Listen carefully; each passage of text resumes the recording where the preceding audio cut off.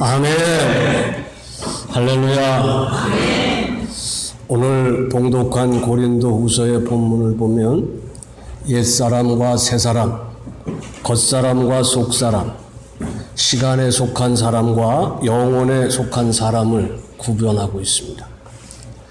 말씀을 통해서 새사람, 속사람, 영원한 사람으로 살리라 다짐하는 시간이 되시기를 기원합니다. 지킬 앤드 하이드라는 영국의 소설이 있습니다. 유능하고 선량한 의사 지킬이 수시로 악마와 같은 하이드라는 사람으로 변한다는 이야기죠. 한 몸 안에 선과 악이 공존하는 인간 본성의 모순을 고스란히 드러낸 고전입니다. 한 몸 안에 서로 다른 두 사람이 살고 있으면 어떤 일이 일어나겠습니까? 이 사람을 따라야 되나, 저 사람을 따라야 되나, 갈등이 생기겠죠. 인간의 내면에 갈등이 심해지면 정상적인 생활이 힘들어집니다. 가랭이가 찢어지는 거죠. 그렇게 심각한 경우가 아니더라도 인간은 누구나 그 안에 두 사람이 겪고 있는 갈등으로 말미암아 고통을 받고 있습니다. 숱한 정신적, 영적 고통이 따르게 되고 그것은 육체의 고통으로 이어지고 또 나에게 그치는 것이 아니라 세상, 이 사회 전반으로 퍼지게 됩니다. 좌우, 보협, 신구, 이 모든 대립과 갈등이 사실은 내 안에 두 사람이 있기 때문에 그런 거죠. 성경은 인간의 고통이 죄에서 비롯되었다고 말합니다. 말씀을 어기고 선악과를 먹은 것이 죄라 하겠는데 그 죄를 지은 결과가 무엇입니까? 한마디로 구별하기 시작한 것입니다. 불교에서 말하는 분별심을 갖게 된 거죠. 선과 악, 좋은 것과 나쁜 것을 구별하게 됐습니다. 여호와 하나님이 이르시되 보라 이 사람이 선악을 아는 일에 우리 중 하나같이 되었으니 하나님 비슷하게 됐다는 거예요. 선악을 구별하는 것은 인간의 도덕성을 나타내는 아주 좋은 것일 것 같은데 왜 그것을 염려하셨을까요? 맹자도 인간의 본성이 선하다고 말하는 네 가지 근거 중에 하나로 시비지심, 옳고 그름을 가리는 그 마음을 들었잖아요. 그런데 그게 고통이 되는 것은 한마디로 구별의 기준이 하나이신 하나님에게서 각양각색일 수밖에 없는 사람에게로 옮겨지기 때문입니다. 하나님이 그렇게 말씀하시잖아요. 우리 중 하나와 같이 되었다. 하나님은 그 지으신 모든 것을 보고 좋다 여기시며 안식하셨습니다. 그 속에 사는 인간에게도 모든 것이 좋게만 보였을 것입니다. 그야말로 낙원이었죠. 그런데 선악을 알게 하는 열매를 먹으면서 동산이 막 뒤집어집니다. 하나님 지으신 만물이 그저 좋기만 했는데 다르게 보이기 시작했습니다. 먼저 나와 나 아닌 것을 구별하기 시작했죠. 그 다음에는 내가 좋아하는 것과 싫어하는 것이 구별이 됩니다. 그 다음에는 내게 좋으면 선하다 하고 내가 싫으면 악하다 말하게 됩니다. 마침내 좋은 것은 많이 가지려고 하고 나쁜 것은 없애려고 합니다. 무엇이 내게 좋은지 당장 알 수가 없기 때문에 구별하는 일 자체가 고통일 수도 있습니다. 선악과를 먹기 전에 아담이 하와를 일러 이렇게 말했습니다. 이는 내 뼈 중에 뼈요 살 중에 살이라 이것을 남자에게서 취하였은즉 여자라 부르리라 하니라. 남자와 여자의 차이는 분명히 있는데 내 뼈요 내 살이니 분명 하나였습니다. 그런데 선악과를 먹고는 이렇게 변합니다. 하나님이 주셔서 나와 함께 있게 하신 여자, 그가 그 나무 열매를 내게 주므로 내가 먹었나이다. 그와 나로 구분이 되기 시작을 합니다. 내 살, 내 뼈가 그가 된 거예요. 아담과 하와는 완전히 다른 두 사람으로 나누어지고 말았습니다. 이렇게 구별하기 시작하면서 나타나는 것이 고통입니다. 두려움이나 부끄러움 같은 것이 그 시작이죠. 두려워서 숨었나이다. 부끄러워서 가리웠나이다. 하나님께 그렇게 말하잖아요. 그 두려움과 부끄러움이 시기와 미움으로 자라고 마침내 살인에 이를 수밖에 없는 것이 이게 고통이잖아요. 아담과 하와의 소생인 가인이 형제 아벨을 죽이는 것은 구분하면서 정해진 순서라 그 말이죠. 지킬 박사와 하이드의 결말이 어떻습니까? 자기 안에 하이드라는 악인이 살고 있으면서 예사로 사람을 죽인다는 것을 알게 된 이 지킬 박사가 괴로워 몸부림을 치게 됐습니다. 하이드일 때는 모르고 살지만 지킬이 되면 참을 수 없는 고통이 밀려왔어요. 날이 갈수록 지킬 박사의 괴로움이 더하여 갔죠. 벗어나고 싶었지만 어떻게 해볼 도리가 없었습니다. 그 소설의 끝이 어떻게 돼요? 지킬 박사가 자기 스스로 목숨을 끊는 것으로 끝을 맺습니다. 가인은 아벨을 죽여 없앰으로 끝을 내려고 했죠. 그러나 그게 해결책이 아니었습니다. 나 아닌 모든 사람이 아벨일 수 있잖아요. 그걸 다 죽여야 되는데 벗어날 수 있는 유일한 길이 있다면 자기가 죽는 것뿐이라고. 하나님의 말씀이 새롭습니다. 선악을 알게 하는 나무의 열매는 먹지 말라. 내가 먹는 날에는 반드시 죽으리라. 그렇게 된 거죠. 하나님의 명령을 어겼기 때문에 죽음이라는 벌을 받은 게 아니고 선악을 구분하기 시작하면 죽어야만 끝이 나는 고통이 시작된다는 그런 뜻으로 읽어도 되지 않겠습니까? 바울이 그런 고통을 느꼈어요. 내 지체 속에서 한 다른 법이 내 마음의 법과 싸워 내 지체 속에 있는 죄의 법으로 나를 사로잡는 것을 보는도다. 오라 나는 곤고한 사람이로다. 이 사망의 몸에서 누가 나를 건져내랴. 그가 찾은 길이 뭡니까?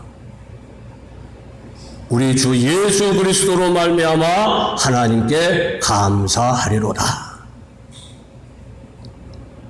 그리스도 예수로 말미암아 죽음으로 끝내지 않는 사람이 됐다는 거예요. 남을 죽이지 않아도 되고 자기가 죽지 않아도 되는 새 길을 발견한 것이죠. 어떻게 그렇게 될 수 있습니까? 내가 그리스도와 함께 십자가에 못 박혔나니 그런즉 이제는 내가 사는 것이 아니요 오직 내 안에 그리스도께서 사시는 것이라. 둘로 갈라진 내가 사는 게 아니라 내 안에 그리스도 예수 하나가 살고 있다. 죽음에 이르는 고통을 받던 몸을 죽이고 그리스도 예수의 몸이 되어 살게 됐다는 것입니다. 십자가에서 죽으셨으나 다시 사신 하나님의 아들을 믿는 믿음으로 그렇게 됐습니다. 오늘 본문이 말하는 바로 그 믿음이죠.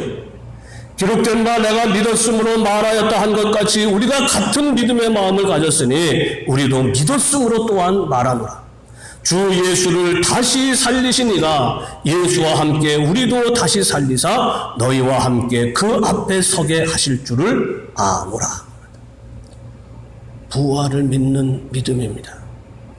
죄의 종이 지배하는 나를 십자가에 못 박고 그 안에 오직 한 사람 그리스도 예수를 모시고 사는 삶입니다. 바울은 십자가에 못 박아야 할 그 사람, 고통받을 수밖에 없는 그 사람, 그 사람을 일러서 옛사람이라고 합니다.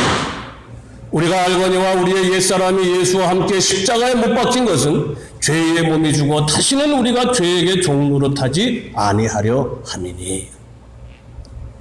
예수를 믿는다는 것은 단순히 예수님이 내 죄를 씻기 위해 죽으셨다는 것을 믿는데 그치면 안 됩니다. 예수님 죽으신 그 십자가에 옛사람, 죄의 종노릇하는 사람을 함께 못 박아야 하는 거죠. 이걸 따를까 저걸 따를까 늘 갈등하는 그 사람, 그래서 고통스러운 그 사람을 못 박아야 된다. 그러면 십자가에 죽으셨다가 다시 사신 주님의 능력과 은혜로 부활하게 될 것을 믿는 믿음이죠. 부활의 믿음입니다. 그 믿음으로 죽고 다시 산 그 사람을 가리켜서 새 사람이라고 하는 거예요.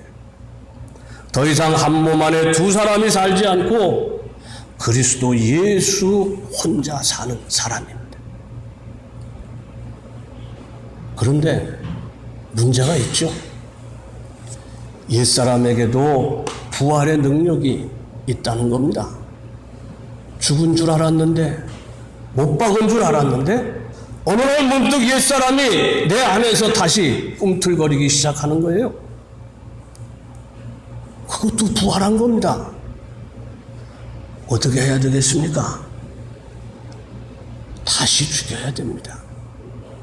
바울이 이렇게 말하잖아요. 형제들아, 내가 그리스도 예수 우리 주 안에서 가진 바 너희에 대한 나의 자랑을 두고 단언하노니 나는 날마다 죽노라. 옛사람을 죽이는 일을 날마다 한다는 거죠. 한 번 죽이는 것으로 끝나는 것이 아닙니다.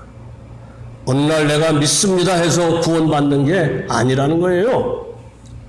날마다 죽이고 다시 나야 된다 그 말이죠. 그렇게 산 사람 바울이 말합니다. 너희는 유혹의 욕심을 따라 썩어져가는 구습을 따르는 옛사람을 벗어버리고 오직 너희의 심령이 새롭게 되어 하나님을 따라 의와 진리의 거룩함으로 지으심을 받은 새 사람을 입으라. 자기 안에 있는 두 사람을 따르느라고 이거 힘들어하고 고통받지 말고 내 안에 들어와 계시는 하나님을 따라. 하나니까 갈등이 필요가 없잖아. 의와 진리의 거룩함으로 지으심을 받은 새 사람을 입으라. 부활의 첫 열매이신 그리스도 예수를 그 안에 모신 사람. 옛사람을 죽이고 십자가의 은혜로 다시 산 사람. 새 사람이 돼서 감사로 하나님의 영광이 되는 성도들 되시기를 간절히 기원합니다. 새 사람, 그리스도 예수의 생명으로 사는 사람이 되었다고 한 몸 안에 두 사람이 사는 아픔이 아주 사라지진 않습니다. 바울이 오늘 본문에서 말하는 겉사람과 속사람 사이의 모순이 여전히 남아있기 때문에 그렇죠. 우리가 이 세상을 떠나는 날까지 계속될 고통입니다. 겉사람은 흙에서 비롯된 우리의 육체죠. 속사람은 그 속에 불어넣은 하나님의 생명의 영입니다. 겉사람은 흙에서 나왔으니 흙으로 돌아가야 되고 속사람은 하나님께로부터 나왔으니 하나님께로 돌아가야 됩니다. 겉사람과 속사람의 본향이 다른 거예요. 돌아갈 곳이 전혀 다른 두 사람이 한 몸을 이루고 사니 이것도 또 견딜 수 없는 고통인 거예요. 겉사람은 흙이라는 물질로 이루어졌기에 영원할 수가 없습니다. 세월의 무게를 이기지 못하고 낡아지다가 언젠가는 부서지게 마련이죠. 사람에 따라 그 시간의 길이가 다르게 느껴지지만 지나간 후에 돌이켜보면 결코 길다고 할 수가 없습니다. 그런데 그 짧은 시간조차 평안할 틈이 없습니다. 모세가 말한 그대로죠. 우리의 연수가 70이요 강건하면 80이라도 그 연수의 자랑은 수고와 슬픔뿐이요 신속지간이 우리가 날아가나이다. 겉사람의 수고와 슬픔, 그 고통이 어디서 비롯됩니까?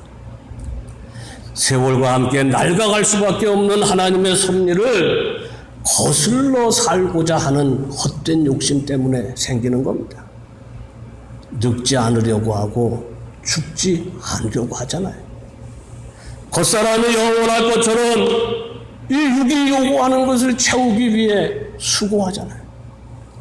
일용할 양식이면 족하다. 그렇게 말하면서도 내일 먹을 거, 아니 대대로 이어가면 먹을 것 같이 쌓으려고 안간힘을 쏟잖아요. 중심을 보는 하나님이라 되뇌면서도 이 겉을 꾸미는 일에 온갖 수고를 다하잖아요. 입는 것으로, 끼는 것으로, 달고 다니는 것으로 꾸미잖아요. 그것으로 부족해서 아예 그 바탕을 찢고 메꾸고 솟게 하는가 하면은 깎아내고 더 씌우고 있잖아요. 언제나 그랬지만은 특히나 이 시대는 이 겉사람을 꾸미는 일에 여념이 없습니다. 세월이 가며 낡아지는 것을 보면서 언젠가 사라질 것을 예감하는 것은 분명 아픔이고 서글픔입니다. 그러나 낡을 수밖에 없는데 낡지 않으려고 하고 사라져야 하는데 남으려고 기울이는 이 수고의 끝은 아픔과 서글픔을 넘어서 허망함이죠. 세상의 모든 영화를 맛본 솔로몬이 말합니다. 전도자가 이르되 헛되고 헛되며 헛되고 헛되니 모든 것이 헛되도다. 해 아래에서 수고하는 모든 수고가 사람에게 무엇이 유익한가? 해 아래에서의 수고라고 그래요. 전도서의 수탁에 나오는 말이 이 해 아래라는 말입니다. 해 아래에서 행하지는 모든 일은 다 헛돼요. 해 아래에 있다는 게 무슨 뜻입니까? 눈에 보이는 것이라는 뜻이에요. 빛이 있어야 보거든요. 해가 뜨고 짐이 곧 세월의 흐름이니 이건 또 시간에 속한 것, 영원하지 못한 것을 말하는 거예요.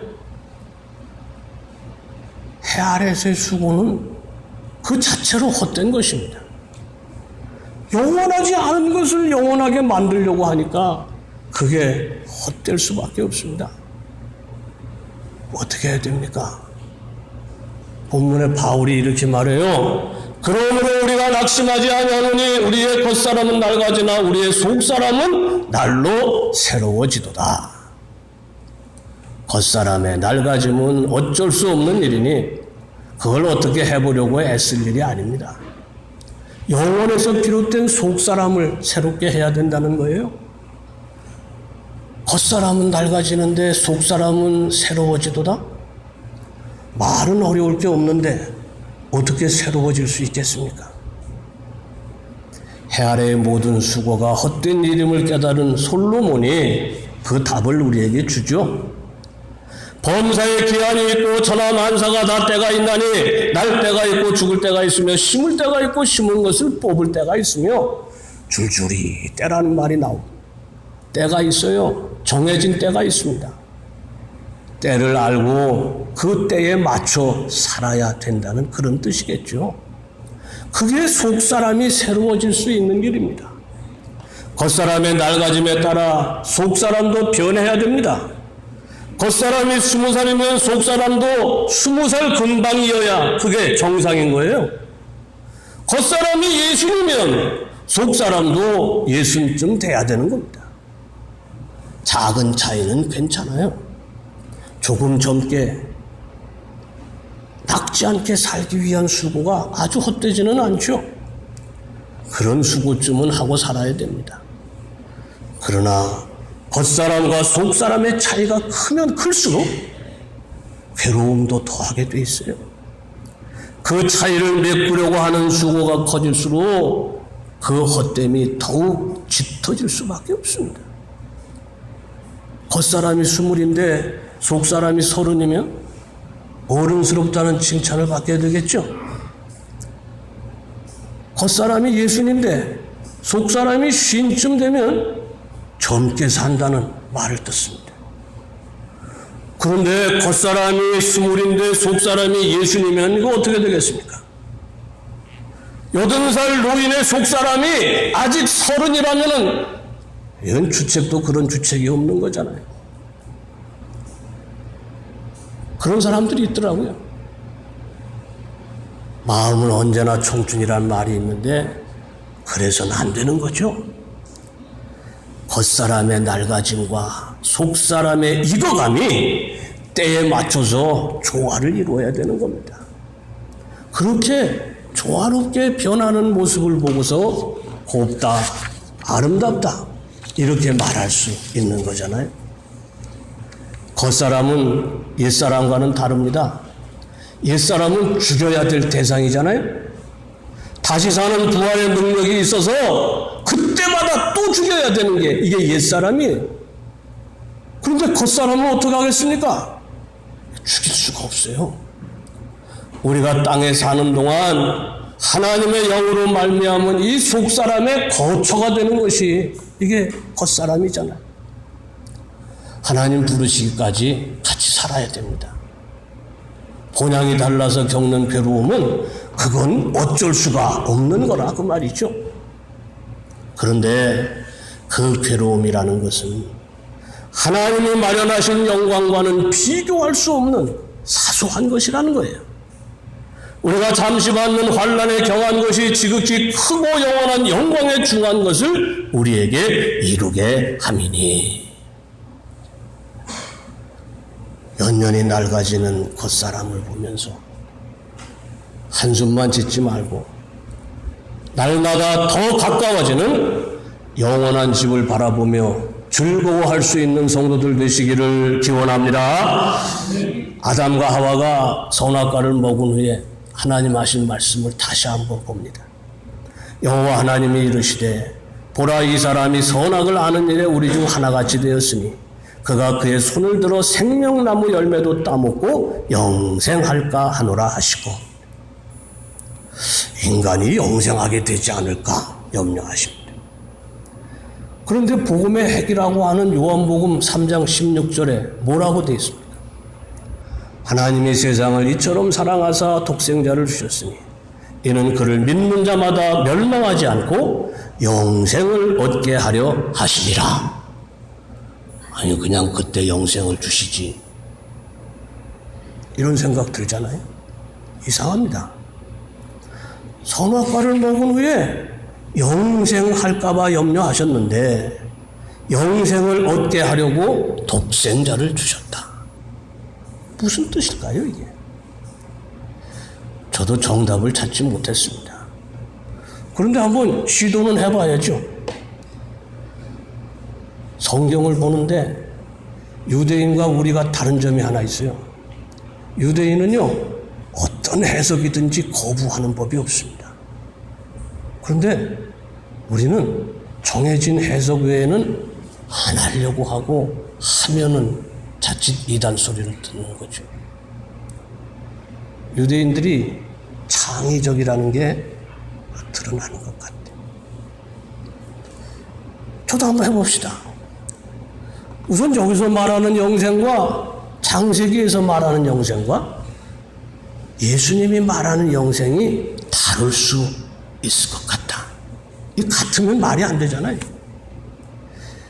이스라엘 족속 창세기의 전수자라고 할 수 있겠죠. 이스라엘 족속은 원래 영생에 관심이 없는 족속입니다. 그들이 추구하는 복이 뭐예요? 땅과 후손이거든요.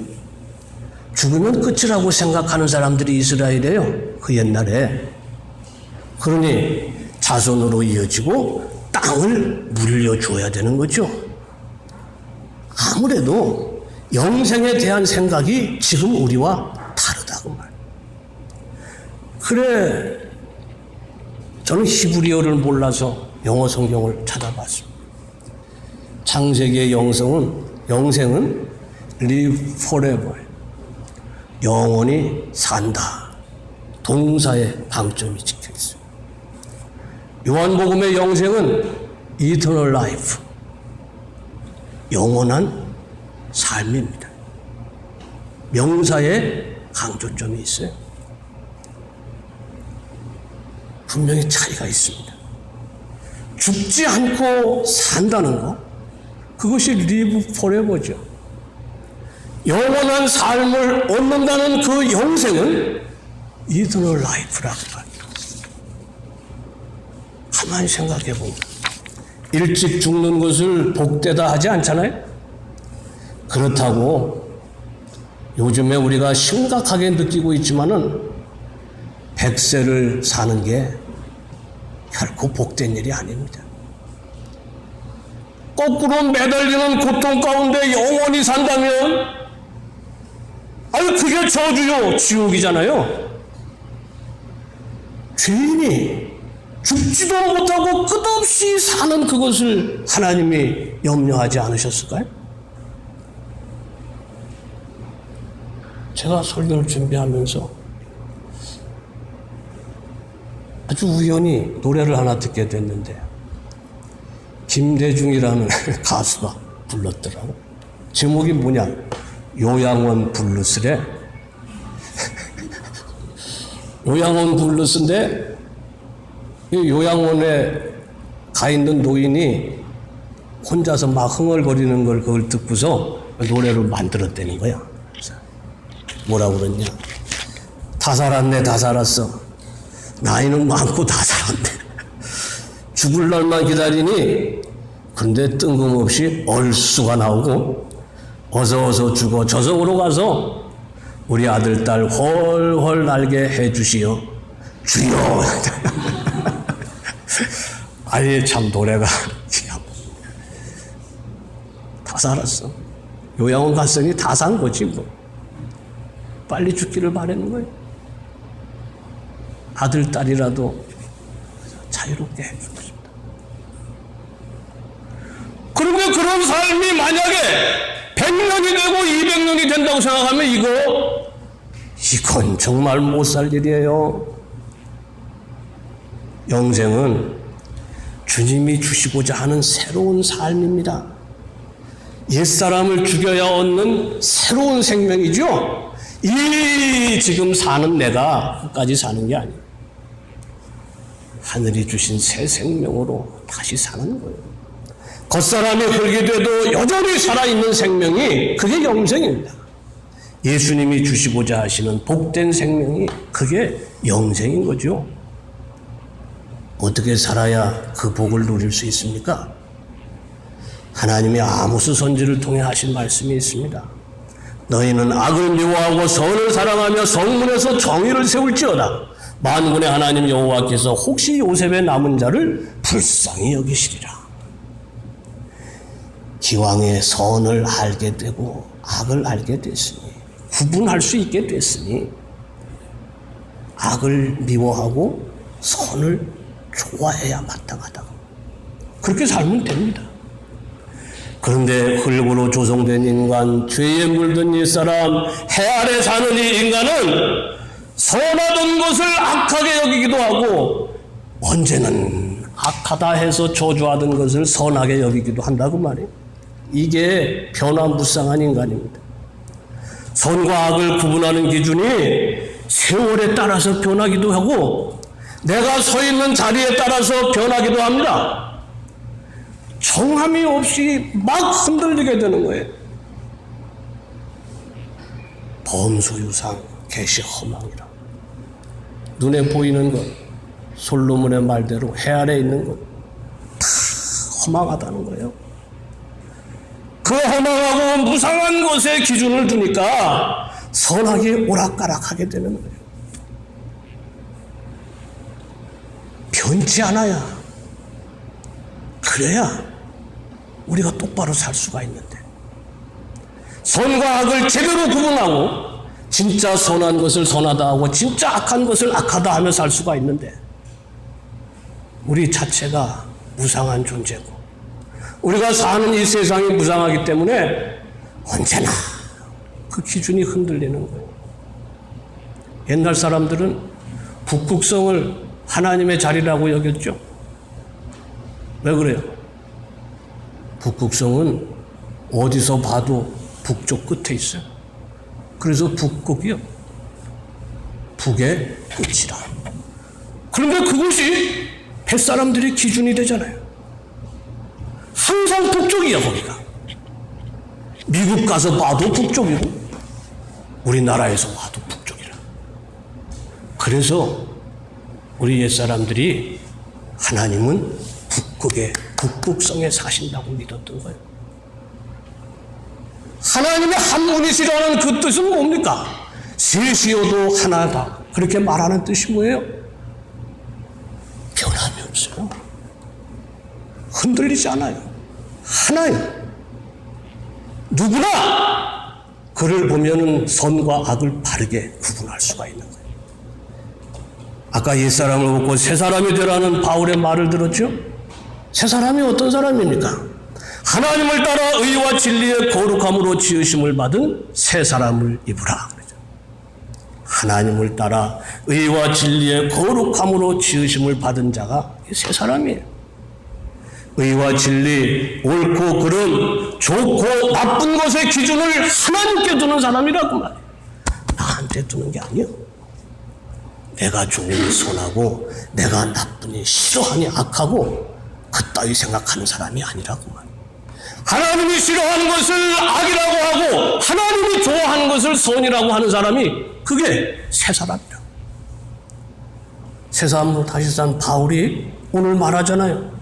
우리가 주목하는 것은 보이는 것이 아니요 보이지 않는 것이니 보이는 것은 잠깐이요 보이지 않는 것은 영원함이라. 영원함이 무상하지 않다는 말이잖아요.